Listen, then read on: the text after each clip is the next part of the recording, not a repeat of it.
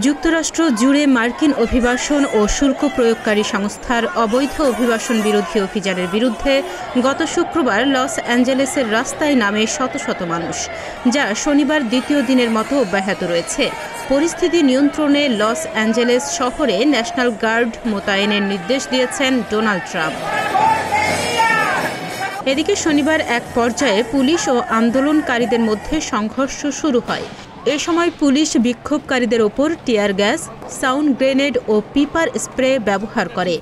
কয়েক ঘণ্টার মধ্যে আটক করে ৪৪ জনকে। এমন প্রেক্ষাপটে বিক্ষোভ দমনে লস অ্যাঞ্জেলেসে ২,০০০ ন্যাশনাল গার্ড মোতায়েনের নির্দেশ দেন ডোনাল্ড ট্রাম্প। হোয়াইট হাউস বলছে, মার্কিন অভিবাসন ও শুল্ক প্রয়োগকারী সংস্থা বা আইসিই সদস্যদের ওপর সহিংসতা, ফেডারেল আইনের প্রতি অবমাননা ঠেকাতেই এই সিদ্ধান্ত।